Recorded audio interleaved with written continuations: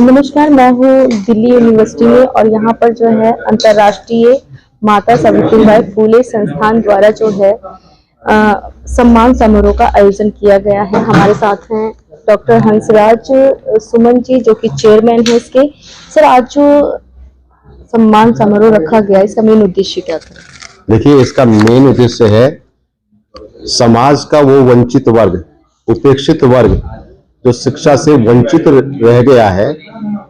जो माता सावित्रीबाई फुले ने एक सपना देखा था कि बालिकाओं के लिए शिक्षा, और सरकार का भी ये उद्देश्य है और सरकार की भी प्राथमिकता है और बार बार कह रही है सरकार की चलो स्कूल चले। तो हमारा भी यही उद्देश्य है कि चलो विद्यालय चले।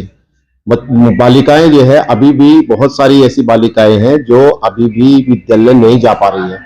तो हमारे संस्थान का उद्देश्य है कि जो बच्चियां, जो बालिकाएं शिक्षा से वंचित है, समाज उनके बारे में सोचे, सरकार उनके बारे में सोचे। और एक बालिका यदि शिक्षित होती है तो पूरा परिवार शिक्षित होता है। बाबा साहब का भी यही उद्देश्य था, मान्यवर काशीराम जी ने भी यही कहा, और सावित्रीबाई फुले का भी यही उद्देश्य था कि जो है अगर हमारी बालिकाएं पढ़ जाएंगी तो पूरा परिवार पढ़ जाएगा और एक पीढ़ी का जो है, एक नई पीढ़ी का निर्माण करेंगे। सर, बात करें, आज भी बच्चियों को जो है ये कहा जाता है कि जैसे उन्होंने 18 साल आउट हो गए, 18 साल से ऊपर हो गई तो जल्दी शादी कर दो, पढ़ाई में क्या है, अपने घर चली जाएगी, कहीं ऊंच नीच ना हो जाए। मतलब ये थॉट आज भी लोगों के अंदर है, कुछ लोगों के अंदर। जी, अभी भी देखिए, वो जो जिसकी आप चर्चा कर रहे हैं वो गांव में है, और सुदूर गांव में ऐसी महिलाएं जो ये सोचती है कि केवल ये बालिकाएं जो है वो बच्चा पैदा करने के लिए है, शिक्षा से क्या इनका वो है, कहीं ऊंच नीच ना हो जाए। तो और धन के अभाव में भी, धन का अभाव भी है, अशिक्षा के अभाव में भी वो ये सोचते हैं कि हम अपने बच्चों को पढ़ा करके क्या करेंगे। तो ऐसे, क्योंकि अगर मान लीजिए बच्ची को पढ़ा भी दिया तो उसके बाद बहुत सारे लोगों की है कि उसकी डिमांड ज्यादा होगी, दहेज की डिमांड होगी, उससे ज्यादा डिमांड की जाएगी। तो इस अवस्था में कि 18 साल की या उससे पहले ही, हालांकि ये तो 18 तो अब हुआ है, पहले उससे कम उम्र की जो है लड़कियों की शादी कर दी जाती थी। शिक्षा तो बहुत दूर की बात है, उनको पहले ये कह दिया था कि आप जैसे ही जो है 16-17 साल की हुई, क्योंकि देखिए गांव में आज भी माता पिता जो है ये सोचते हैं कि हमारी बेटी के साथ कोई अनहोनी ना हो जाए और पहले ही जो है इनका विवाह कर दिया जाए। तो अभी लेकिन कुछ मिथ टूट रहे हैं, गांव में भी मिथ टूट रहे हैं। गांव की लड़कियां भी जो है, अब जाके देखिए आप, बहुत सारे गांव में जो है लड़कियां पढ़ने लगी है, और पहले जो है कई कई किलोमीटर की दूरी पर जो है विद्यालय होते थे, तो इस वजह से वो पढ़ नहीं पाती थी। लेकिन अब तो हर गांव में जो है सरकार ने विद्यालय खोल दिए हैं, तो गांव में बच्चियां पढ़ रही हैं। बहुत कुछ बदलाव आया है, और ये बदलाव जो है माता सावित्रीबाई फुले के प्रयासों के कारण ही, उसको लोग पढ़ने के बाद ही, क्योंकि उन्होंने जो विद्यालय खोला उसके बाद में जो है महाराष्ट्र के अंदर बहुत विद्यालय खोले गए, और उसके बाद काफी बदलाव हुआ है। उस बदलाव का परिणाम है कि वो विद्यालय में आज। सर, आपने ये तो बताया कि घर के जो लोग हैं उनके अंदर जो है वो चाहते हैं कि हमारी बच्चियां पढ़ें, लेकिन कुछ बाहर का माहौल जिस तरीके से देखा जाए तो कहीं ना कहीं तंज कसते हैं कुछ लोग कि इतनी उम्र की लड़की हो गई, क्यों नहीं ब्याह कर देती हो, इतने दिन तक बिठा के रखा हुआ है, क्या करोगी पढ़ा करके, कौन सा इसकी कमाई तुमको मिलने वाली है, ये तो जाएगी पराए घर ही। ऐसी भी सोच। देखिए, शिक्षा का मतलब है व्यवहार में सार्थक परिवर्तन लाना, the meaning of education A meaningful change in behaviour. और ये बदलाव कहाँ से आएगा? ये बदलाव आएगा हमारे अपने परिवार से ही। हम लड़का रात को कितने भी बजे आए, माता पिता उसको कुछ नहीं कहते। यदि लड़की अगर आधा घंटा 1 घंटा भी अगर विलंब से आती है तो परिवार वाले उसको जो है उस दृष्टि से देखते हैं। तो हमें अपनी बेटियों को उस तरह से सक्षम बनाना पड़ेगा, बहादुर बनाना पड़ेगा, निडर बनाना पड़ेगा, और अपने बेटों से भी ज्यादा, क्योंकि उसका दायित्व तो हमारे ऊपर ज्यादा है। हम बेटे को तो कह देते हैं कि वो कितने भी बुरे कर्म करके आ जाए उसको अपने गले से लगा लेते हैं, लेकिन बेटी को नहीं। तो बेटी को भी उसी तरह से जो बेटे को आजादी देते हैं, कहते हैं ना, पराये घर चली जाएगी। हाँ, नहीं, ये उनका गलत हमें है। तो देखेगा तो हमारा बेटा ही देखेगा। ये उनके गलत सोच है कि जो है परिवार का जीविकोपार्जन जो है वो बेटी नहीं कर सकती, बेटा ही कर सकता है। ये उनकी जो मानसिकता है उसमें अब बदलाव आ रहा है। बहुत जगह परिवारों में देखा है कि बेटी ही जो है परिवार चला रही है, बेटे जो है वो बिल्कुल नालायक निकल गए हैं। तो ऐसी अवस्था में बहुत सारे लोगों को पे बदलाव आया। उस बदलाव का परिणाम ये देखते हैं कि जिन्होंने माता सावित्रीबाई फुले का, झलकारी बाई का, हमारे अपने नायक जो है वंचित समाज के नायक जिन लोगों ने पढ़ लिए उनके उसमें बदलाव आया। और आज आप देख रहे हैं कि बालिकाएं जो है 60% से ज्यादा पढ़ रही हैं। सर बात करें हम सरकार कई चीजें ऐसे जो है महिलाओं के हित के लिए लेकर आती है, बात करती है महिला सशक्तिकरण की बात करती है सरकार, बेटी बचाओ बेटी पढ़ाओ की बात करती है, लेकिन कहीं ना कहीं जो राजनीति में जो हक मिलना चाहिए महिलाओं को वो कहीं ना कहीं से वंचित है। ये बिल्कुल सही सवाल किया है। एक तरफ हम कहते हैं कि भाई स्त्री और पुरुष दोनों समान के अधिकारी हैं, तो भागीदारी, और मान्यवर काशीराम ने तो उसकी भागीदारी की भी 50% जो है उनको भी भागीदारी होनी चाहिए। जहां शिक्षा में भागीदारी है तो राजनीति में क्यों नहीं है? राजनीति में इसलिए नहीं है कि जो पिता भी है अपनी बेटी को या पत्नी को जो है अपना महिलाओं को कमजोर समझा जाता है इस रूप में? नहीं कमजोर नहीं, वो सोचते हैं। देखिए अभी भी वो चला नहीं पाएंगे, चला देखिए अभी हरियाणा में देखिए देश वो चला नहीं पाएंगे, देश चला रही है। हरियाणा में देखिए, पंजाब में देखिए कि सबसे ज्यादा इस बार महिला ग्राम पंचायतें आई हैं और उन महिलाओं ने अपने पतियों को कह दिया कि हम प्रधान हैं, हम सक्षम हैं वो चलाने के लिए, हम अंगूठा टेक नहीं है। अपने पतियों को उन्होंने जवाब दिया, करारा जवाब दिया है कि हम जो है बीए है, एमए है, एमकॉम है, एलएलबी है, इवन हरियाणा में तो पीएचडी महिलाएं जो है वो सरपंच बनी है। तो आज जो है वो महिलाएं पूरी तरह से सक्षम है और अपने भाई को, बहन, अपने पति को ये दिखा दिया है कि हम हर काम में सक्षम है, हम भी जो है राजनीति में जो है आकर के राजनीति कर सकती है।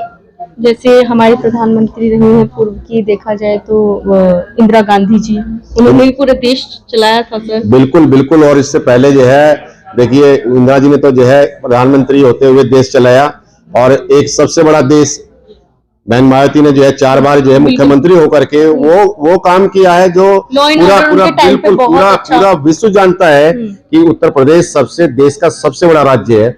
उसको चलाना कितना मुश्किल है, वो चलाया, 4 बार चलाया और उनके उसमें किसी प्रकार का कोई जो है तमाम क्राइम रिकॉर्ड ब्यूरो के आप आंकड़े उठा के देखिए उस समय के और उसके बाद के कितने क्राइम होते हैं। लेकिन उनके समय में लोग जो है ये देखते थे कि अरे बहन जी आ गई तो जो है ये स्थिति हो जाएगी, डरते थे। तो ये ऐसा नहीं है। क्या था सर, क्या अंतर क्या था कि वो महिला थी इस वजह से?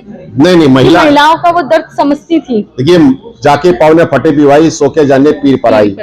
तो वो महिला की पीड़ा को भी और समाज की पीड़ा भी, क्योंकि जब तक आपकी अपनी पीड़ा नहीं होगी समाज की पीड़ा, वो डबल पीड़ा थी। बहन मायावती की डबल पीड़ा थी, एक महिला होने के कारण, एक जो है दलित होने के कारण, कि किस तरह से जो है मेरे समाज के ऊपर इतने जुर्म हो रहे हैं, मैं जब आ जाऊंगी तो इन सब जुर्मों का जो है सर्वनाश करूंगी। तो उन्होंने एक बीड़ा उठाया और वही उस बीड़े के उठाने के बाद जो है आप देखिए कि उत्तर प्रदेश में उनके शासनकाल में बहुत कम जो है इस तरह के अत्याचार हुए बजाय जो है दूसरे जो है मुख्यमंत्रियों के। सर बात करें हम, बात तो की जाती है कि दलित महिला है या फिर SC ST OBC की महिलाएं हैं, बात करें क्या हकदार उन सब चीजों की सवर्ण महिलाएं नहीं है? देखिए उनके साथ देखिए ऐसा है, ये जो दलित महिला का जो कंसेप्ट है ना वो उनको तब तक उसमें दिखाई देता है। IAS बन जाने के बाद वो दलित नहीं रहती है, कोई भी उससे शादी करने के लिए तैयार है।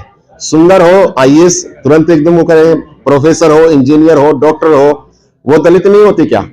लेकिन जो है वो उसका दलितपन समाप्त हो जाता है जब वो सवर्ण में जाती है।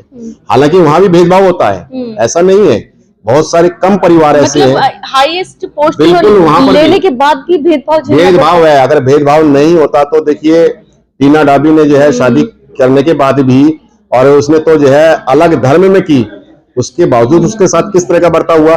तो हमारी महिलाओं के साथ कदम कदम पर भले ही वो IAS IPS इंजीनियर डॉक्टर कुछ भी बन जाए, उनके साथ में इस तरह का बर्ताव होता है।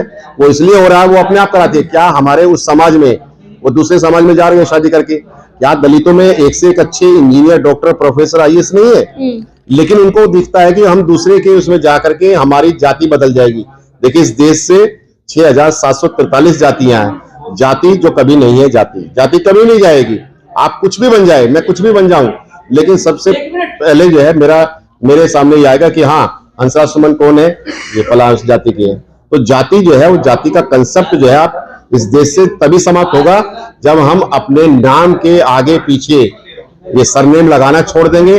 सिर्फ मेरा नाम। एक चीज और मेरा क्वेश्चन है सर, जैसे कि अगर हमारे समाज का व्यक्ति अच्छे पद पे पहुंच जाता है तो वो अपने समाज को क्यों भूल जाता है? ये उसकी कमी है। देखिए, समाज को नहीं भूलना चाहिए। जिस समाज से वो आया है, जिन जिन लोगों ने समाज को भुला दिया है, उनकी क्या स्थिति हुई है। अगर समाज ही उसका साथ देता है, राजनीति में जो है अगर वो समाज साथ नहीं दे तो कैसे वो संसद में पहुंच जाएगा। अगर बाबा साहब उनको आरक्षण नहीं देते तो सामान्य वर्ग से आकर के जीत करके दिखाए वो।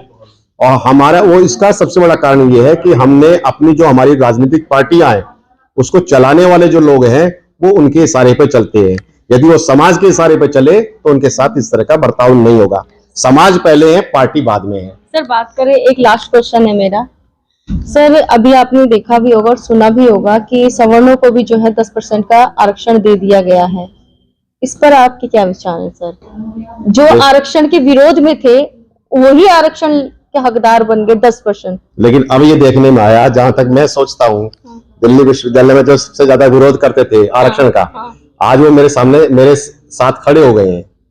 क्यों? क्योंकि उनको ये पता लग गया है कि मैंने पहले भी कहा था कि जाके पाँव न फटे विवाह को सो क्या जाने पीर पर आई। पीड़ा उनको है कि आरक्षण की पीड़ा। अब वो खड़े हो गए हैं। जब हम उनको ये कहते हैं, हम उनको सुदामा नहीं कहते, है ना, सुदामा का आरक्षण नहीं कहते, हम तो उनको ये कहते हैं कि दलित की श्रेणी में आप भी आ गए, आप भी बराबर आ गए, आप भी उसी स्थिति में आ गए हैं। यदि आपने आरक्षण लिया है तो आरक्षण को लेने वाला उसी दायरे में आ गया है। तो अब उसका विरोध का जो स्वर था ना मंडल के बाद और 10% का जो आया है, तो अब स्वर कम हुआ है। ये तो आरक्षण के विरोध में लोग जो पहले खड़े होते थे, अब धरने प्रदर्शन होते थे, अब उसमें थोड़ी सी कमी आई है। और वो उस कमी के पीछे यही है कि सवर्णों को जो है वो 10% आरक्षण देने के बाद से। क्या कुछ कहना चाहेंगे जनता से, समाज से, क्या संदेश देना चाहेंगे? मेरा ये संदेश है, जैसे माता सावित्री बाई फुले ने इतने कष्टों और मुसीबतों से इस समाज को यहाँ तक सींचा है और बालिकाओं को सक्षम बनाया है, तो मेरे इस समाज को आप अगर आगे ना बढ़ा सको तो बाबा साहब ने कहा कि पीछे भी मत धकेलना। तो मेरा भी समाज से ये निवेदन है कि आप समता, समानता, बंधुत्व, समरसता की बात करें, जाति पाति की बात नहीं।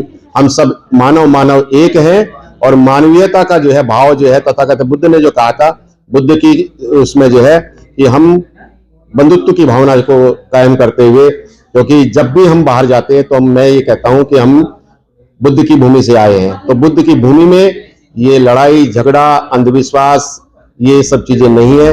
बुद्ध की भूमि में समता, समानता और बंधुत्व की भावना है।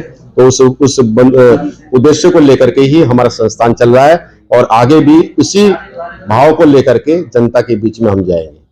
तो देखा आपने, ये थे हमारे हंसराज हंस सुमन जी, जो कि अंतर्राष्ट्रीय माता सावित्रीबाई फुले संस्थान के चेयरमैन हैं, जिन्होंने हमको साफ तौर पे हम लोगों से यही बताया कि अपनी बच्चियों को जो है शिक्षा की ओर लेके जाना चाहिए। उन्हें कहीं ना कहीं हर रूप में जो है शिक्षा देनी चाहिए, क्योंकि घर की एक महिला यदि शिक्षित होती है तो पूरे वो समाज को शिक्षित करती है। तो इसी के साथ आप लोग खोज खबर को देखते रहिए। खोज खबर को सब्सक्राइब कीजिए, लाइक कीजिए, शेयर कीजिए, कमेंट्स करना ना भूलिए। धन्यवाद।